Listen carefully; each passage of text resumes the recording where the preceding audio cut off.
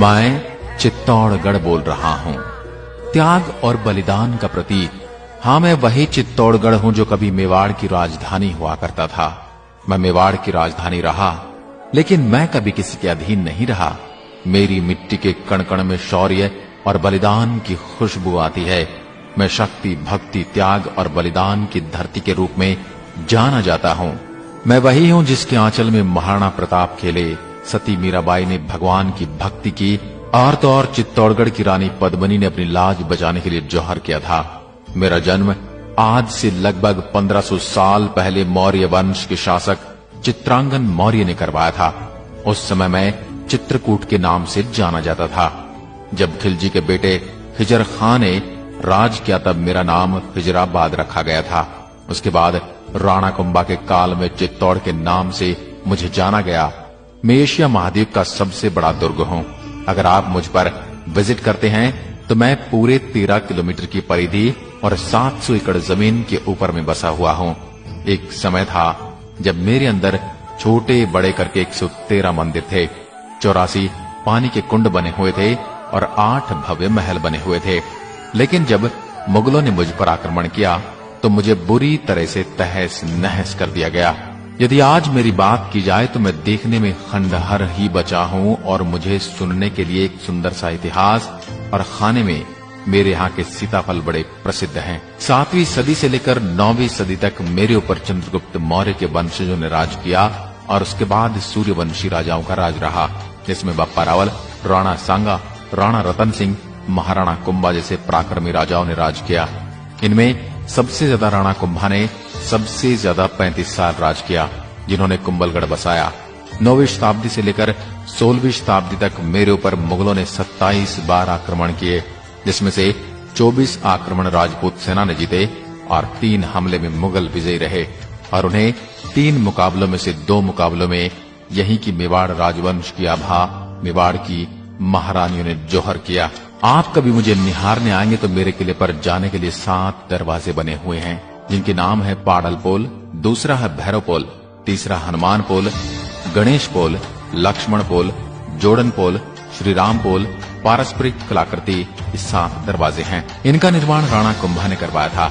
जो मुख्य दरवाजा है वह युद्ध के मैदान की तरफ है, जिसको सूरज पोल के नाम से जाना जाता है। जैसे ही आप किले की चढ़ाई पूरी करते हैं तो आपको सामने की तरफ कुंभा महल दिखाई देगा। ये वही महल है जिसमें महाराणा प्रताप के पिता उदय सिंह का जन्म हुआ था और वहीं मां पन्नाधाय ने उदय सिंह की रक्षा के लिए अपने बेटे चंदन सिंह का बलिदान भी दिया था और अपने बेटे की मौत के वियोग को अपने सीने में दबाकर उदय सिंह को लेकर कुंभलगढ़ पहुंच गई थी। इस महल में एंटर होते ही अस्तबल दिखाई देता है, जहां राणा कुंभा के 7 घोड़े बंधा करते थे और सामने ही झरोखे बने हुए हैं, जहां से राणा भगवान सूर्य के दर्शन करने के बाद ही अन्न जल ग्रहण करते थे। और जिस दिन मौसम खराब होने की वजह से सूरज नहीं निकलता था तो उसके लिए 50 किलो सोने का सूरज बनाया गया था, जिसकी पूजा करके ही अन्न का दाना ग्रहण करते थे।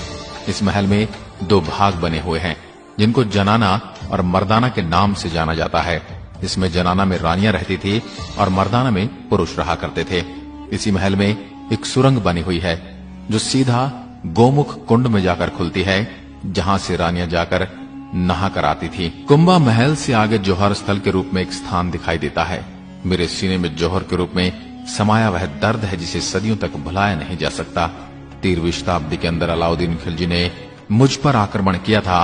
आपको पता है कि वह किले की चढ़ाई करके युद्ध नहीं जीत सकता था, तो उसने किले के चारों तरफ 6 महीने तक घेरा डाल रखा था।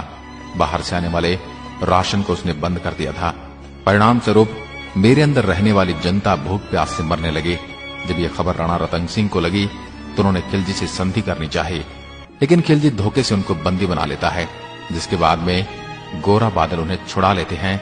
लेकिन राजपूत सेना ये युद्ध हार जाती है और उस समय मेवाड़ की महारानी पद्मिनी अपनी 16,000 सखियों, सहेलियों और दासियों के साथ में खुद को अग्नि कुंड के हवाले कर देती है और मेरी मिट्टी में समा जाती है। और उसके बाद में दूसरा जौहर हुआ 1534 के अंदर, जब बहादुर शाह ने आक्रमण किया।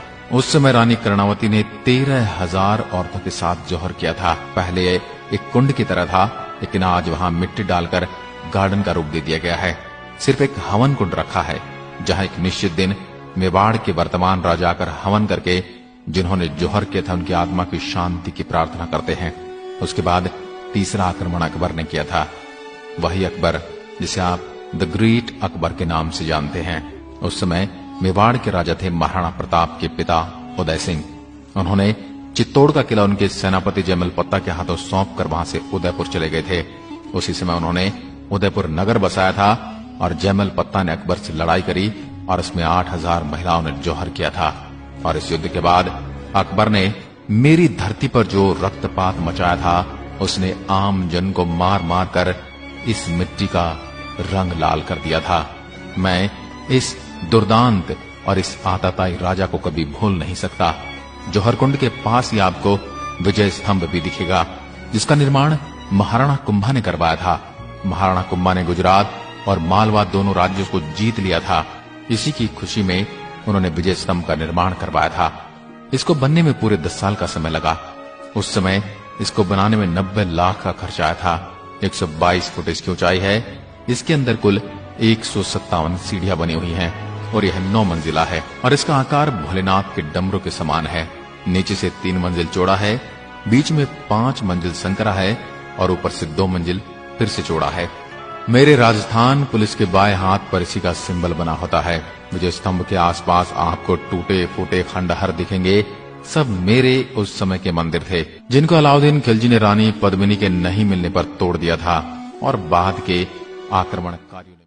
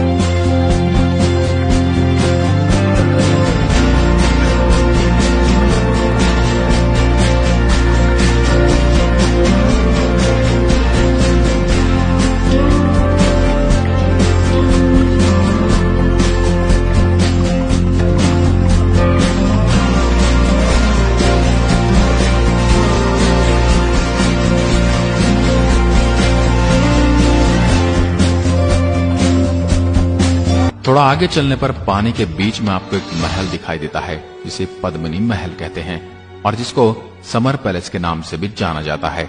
गर्मी के समय में 4 महीने रानी पद्मिनी इसी महल में रहती थी, क्योंकि उस समय एसी या कूलर तो होते नहीं थे, जो गर्मी के कारण यह जल महल बनाया गया था। वहीं आपको एक और महल देखने को मिलता है, जिसमें रानी पद्मिनी अपनी दासियों के साथ रहती थी, जो 3 मंजिला था, लेकिन आज खंडहर है। रानी पद्मिनी जल महल में नाव के द्वारा जाया करती थी और उस समय लकड़ी की नाव होती थी। आज के समय में मेरे यहाँ सरकार ने गार्डन बना दिया है, जिसमें आपको हर तरह के गुलाब के फूल मिल जाएंगे। थोड़ा आगे चलने पर आपको भीमकुंड दिखाई देता है। ऐसा कहा जाता है कि राजा महाराजा के शासन से पहले यहाँ पांडव आए थे और उस जगह पर भीम ने अपने पैर से पानी निकाल दिया था। उसको भीमकुंड नाम से जाना जाता है। थोड़ा आगे चलने पर आपको सूरज पोल दिखता है, जो दुर्ग में आने का पुराना रास्ता भी है। यह 1303 में खिलजी ने आक्रमण किया था। तब इसी गेट पर चढ़ाई की थी। इस रास्ते पर भी 7 गेट बने हुए हैं। जब खिलजी ने आक्रमण किया था तब उसने एक एक करके सारे गेट तहस नहस कर दिए थे, जिसमें से 6 गेट पूरी तरह से टूटे हुए हैं, लेकिन जो सूरज पोल गेट है वो बचा हुआ है। सूरज की सबसे पहली किरण इसी गेट पर पड़ती है और इसका नाम इसी वजह से सूरज पोल है। इसके सामने जो आपको खुला मैदान दिखता है वो मैदान हुआ करता था, लेकिन आज मेरे यहाँ कुछ बस्तियां बस गई हैं, जिस वजह से वहां लोग खेती करने लग गए हैं। आपको गेट पर कुछ बड़ी बड़ी कीलें लगी हुई दिखाई देती हैं, जिनको अंकुश कहा जाता है। जब आक्रमण किया जाता था तब हाथी को मदिरा पिलाकर पागल किया जाता था और उस गेट को तुड़वाया जाता था, लेकिन वह गेट को तोड़ न सके, इसी के लिए अंकुश लगाए जाते थे। अब आखिरी में आपको बताता हूं कि कैसे आप मुझ तक पहुंच सकते हैं। मैं भीलवाड़ा और उदयपुर के मध्य बसा हुआ हूं। मेरे सबसे निकटतम हवाई अड्डा डबोक एयरपोर्ट, जो कि उदयपुर में स्थित है, जहां से मेरी दूरी 90 किलोमीटर पड़ती है और आप ट्रेन से भी आसानी से पहुंच सकते हैं। चित्तौड़गढ़ अपने आप एक रेलवे जंक्शन है, जहां लगभग हर शहर से ट्रेन उपलब्ध है। अगर मैं मेरे स्थानीय लोगों के खान पान की बात करूं तो यहाँ का सबसे प्रसिद्ध खाना दाल बाटी चूरमा है, जो काफी लजीज भोजन होता है। और मेवाड़ के लोग अपनी मनोहार के लिए भी विश्व प्रसिद्ध हैं। यहाँ के उपयुक्त मौसम की बात करूं तो गर्मियों में यहाँ का मौसम बड़ा ही गर्म होता है और उस दौरान अधिकतम तापमान 44 डिग्री सेल्सियस तक जाता है। मानसून के दौरान रुक रुक कर होने वाली वर्षा के कारण हवा नम होती है।